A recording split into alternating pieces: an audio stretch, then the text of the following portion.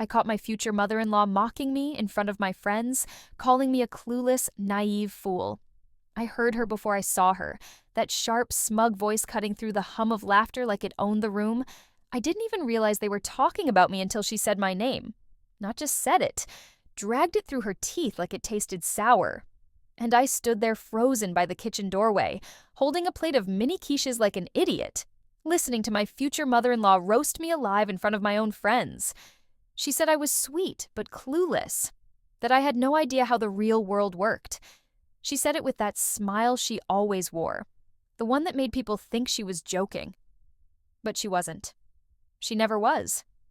She laughed and said I reminded her of a golden retriever who'd bake cookies and cry watching commercials. Everyone laughed, even my friends. No one said anything, just giggled like it was nothing. But it wasn't nothing. It was the moment I realized I was the punchline at my own engagement party. I didn't walk into the room. I just turned around and walked out the front door. No one followed me. I sat in my car and stared at the steering wheel for 20 minutes. I didn't cry. I wasn't sad. I was embarrassed, ashamed, like I'd been wearing a costume this whole time, and someone finally pointed it out. The worst part? She wasn't wrong. Not entirely. I had been naive. I thought she liked me. I thought the weird comments were just generational. I thought smiling and staying quiet would win her over. I drove home before my fiancé even noticed I was gone. He texted me 2 hours later asking if I was feeling okay. I said yes. Then I muted the thread and tossed my phone across the bed. I laid there and stared at the ceiling like a person waiting for bad news that had already arrived. I thought about how many times I'd swallowed her jabs, her fake compliments, her passive-aggressive digs disguised as advice, how she'd comment on my clothes, my job, my laugh, how she made sure every moment I spent in her presence felt like a test I was already failing.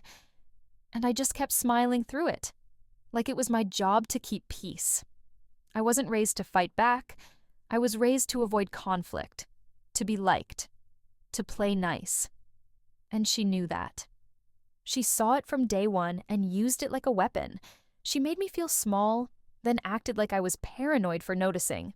I used to think it would get better, that if I just kept showing up, kept helping out, kept complimenting her tacky decor and pretending to like her bland casseroles, she'd come around. That night killed the last piece of that belief. The next morning, my fiancé asked why I left. I told him I had a headache. He nodded and said his mom hoped I felt better. I waited for him to say more. He didn't. Just went back to watching a documentary on plane crashes. I stared at him and thought, he doesn't know. He didn't even hear it. Or maybe he did and didn't care. I couldn't decide which was worse. I kept playing that moment in my head. Her voice. My name. My friends laughing. I started wondering which of them actually liked me. Or if they all thought I was the silly, soft girl who got lucky landing a guy like him. I started looking at every past conversation like it was contaminated. Every compliment felt fake. Every smile looked rehearsed. I didn't talk to anyone for 3 days. I didn't answer texts. Didn't check Instagram. I just sat in my apartment watching shows I didn't care about and thinking about how much I'd changed myself to fit into that family, how I'd shaved off parts of myself to seem easier, more palatable. I baked for them, ran errands, remembered birthdays, smiled when she compared me to his ex, smiled when she joked that I didn't know how to iron a shirt, smiled when she told me marriage wasn't for the weak. I started wondering what the hell I was even doing, marrying into a family that barely respected me, being with someone who couldn't even see it. And the worst part? I still wasn't ready to call it off. I was still holding on to the fantasy, the one where it all magically improves, where she finally accepts me, where he finally notices. But something cracked that night. Not all at once, just enough to let the truth leak in. And once it started, I couldn't stop it. I stared at the screen and realized I didn't know what I wanted anymore. I didn't want to marry into a family that barely tolerated me. I didn't want to spend holidays sitting at a table where I was the joke. I didn't want to waste more time trying to prove my worth to people who'd already decided I had none. But I wasn't ready to leave either. Not yet. I needed one more thing. One more move. The invitation to her brunch came 2 days later. Not from her, obviously. but from one of her sisters. Big flowery group text, celebrating the amazing women in our lives. She wrote. I stared at the screen like it was some kind of test, a dare. I waited to see if my fiancé would say something. He didn't. I asked if he thought I should go. He shrugged and said it was up to me. That told me everything. So I went. I put on a dress I knew she hated. Bold print, low neckline, not modest enough for her taste, and walked in like I belonged there more than she did. I brought nothing. No bottle of wine, no dessert, just me. She opened the door and smiled. Of course she did. Her weapon of choice. But it didn't reach her eyes. She hugged me like she was afraid I'd stab her in the back. I wanted to laugh. She was worried about me making a scene. That was rich. I walked straight to the living room and sat near the center. Her friends were already there, plus some of mine. Everyone was sipping mimosas, smiling, pretending, the same script we'd all been following for months. I waited. I let her start talking.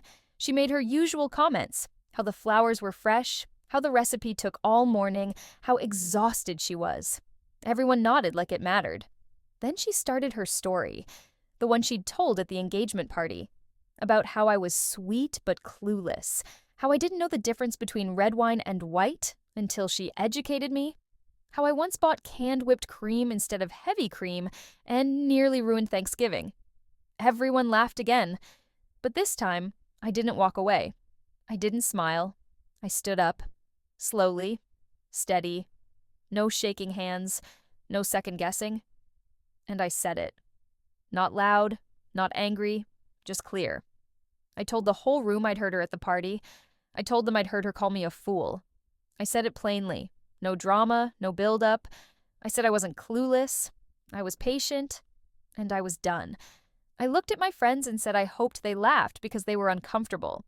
Because the alternative was worse. No one moved. No one said a word. She tried to laugh it off. I cut her off before she finished her sentence. I said I wasn't interested in playing anymore. I wasn't going to keep pretending we liked each other. I wasn't going to sit through another meal where she cut me down and smiled while she did it. Then I looked at my fiancé, who, of course, had shown up late. He stood there like a statue, holding a store-bought cake. I didn't look away. I said if he wanted a partner who'd shrink herself to keep his mother comfortable, I wasn't the one. If he wanted someone who'd sit quiet while I got insulted in my own house, I wasn't the one. If he wanted a wedding more than a marriage, he should find someone who needed a husband more than her dignity. Still, he said nothing. I walked out. No tears, no bags, just my keys. I didn't go home. I drove to my sister's place and crashed on her couch for a few days. Told her everything. She didn't say much, just handed me a blanket and poured me a drink. That was enough. I didn't hear from him until 4 days later. A wall of text. No apology, just confusion. He asked how we'd gone from ring shopping to silence. I didn't answer. He came to my apartment a week later, knocked for 10 minutes straight. I let him in. He looked like hell. Said he wanted to fix things. I said I didn't. He asked if I really wanted to throw it all away.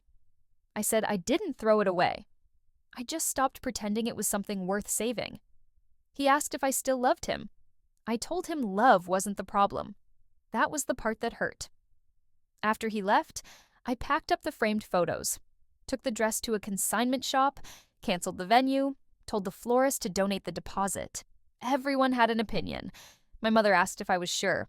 His friends unfollowed me on social media. Her sister emailed me a Bible quote. I didn't respond to any of them. I went back to work. I stopped checking my phone. I deleted the shared wedding folder. And the weirdest part? Nothing happened after that. No big explosion, no confrontation, just silence. The family that once pretended I was one of them acted like I never existed, which was probably closer to the truth anyway. It's been a while now. I still see mutual friends sometimes. They don't ask questions. I think they're afraid to. Good. I didn't burn every bridge, just the ones that were already crumbling. And when people ask what happened to the wedding, I tell them it wasn't canceled. It just never really started. I didn't confront her right away. I didn't do anything for a week except act normal. That was the plan. Pretend nothing happened. Keep playing the part, keep showing up. I smiled, I brought over muffins, I helped her carry in groceries while she told me how her friend's daughter just got engaged to a surgeon. I listened. I nodded. I stared at her hands when she spoke because looking her in the face made my stomach clench. Every fake laugh felt like swallowing glass. Every text I sent to my fiancé about wedding venues or guest lists felt pointless, like I was arranging flowers on a table that was already on fire. I started counting how many times she insulted me in small, careful ways. It was constant, and always delivered with a smile. "You're so trusting. You have such a soft heart. You remind me of my niece, sweet but fragile." She knew exactly what she was doing. That wasn't the part that shocked me. What shocked me was how everyone else let her. Like they were all part of a system that let her take small, sharp bites out of me and pretend it was affection. My fiancé never noticed. Or maybe he did and didn't want to deal with it. I couldn't decide. He'd squeeze my hand when she went too far, like that was enough. Like his silence was some kind of protest. It wasn't. It was permission. I started writing things down. Everything she said. Every time she corrected me, interrupted me, talked over me, I made a list in my notes app. I gave it a dumb title, Stuff to Forget Later. It grew fast. I don't know why I was doing it. I guess part of me needed proof. Like maybe I was still trying to convince myself I wasn't overreacting. I wasn't sleeping well. I was anxious in a way I couldn't explain. My hands felt itchy, like they needed to do something. So I started digging. I started talking to people. Not directly. I just asked around. Turns out, I wasn't the first woman she treated like this. My fiancé's ex, she hated her. Told the whole family the girl was unstable, said she was only with him for money. She made her cry at Thanksgiving and then called her overly sensitive. She even told someone she hoped he'd end up with someone a little more traditional. Whatever that meant. I told him all of this. I laid it out. Calmly. No yelling, no crying, just the facts. He looked tired. Like I was stressing him out with something that wasn't a big deal. He said his mom could be intense, said she didn't always mean things the way they came out, said I shouldn't take it personally. And that was the moment I knew he wasn't on my side. He didn't say I was wrong. He just wanted it to go away. He wanted me to keep showing up, keep smiling, keep brushing it off. I realized he didn't want a partner. He wanted someone who made things easy. I didn't say anything else that night. I just got in my car and sat there with my hands on the wheel, shaking. I wasn't crying. I wasn't even sad. I was angry at him, at myself, for thinking this was going to get better. The next day, I went to her house. Just me. I showed up unannounced, which I knew would annoy her. She opened the door in her usual silk robe and fake smile. I told her I heard what she said at the party. She didn't deny it. She laughed and said she didn't think I was the type to eavesdrop. I didn't flinch. I told her I wasn't the type to tolerate being disrespected either. She looked at me like she was seeing me for the first time. Maybe she was. Maybe that's the moment she realized I wasn't as soft as she thought. I didn't threaten her. I didn't scream. I just told her I saw her clearly now, and that pretending to like each other was exhausting, so maybe we should stop pretending. She told me I was making things harder than they needed to be. I said maybe she should talk to her son about what happens when people push too far. I left without waiting for a response. That night, my fiancé called. He said his mom was upset and confused. Said she didn't know what she'd done wrong. I didn't bother explaining it again. I just said she didn't have to like me. But I wasn't going to sit around being insulted anymore. He asked what that meant. I told him it meant he could decide what kind of man he wanted to be. Someone who builds a life with a partner, or someone who keeps running home to mommy every time things get hard. He didn't say anything. I could hear him breathing on the other end. I hung up. The next morning, he sent a long text. Half apology, half guilt trip. Said I should understand that family's complicated. Said he wished I'd handled it differently. Said he still wanted to marry me. I didn't respond.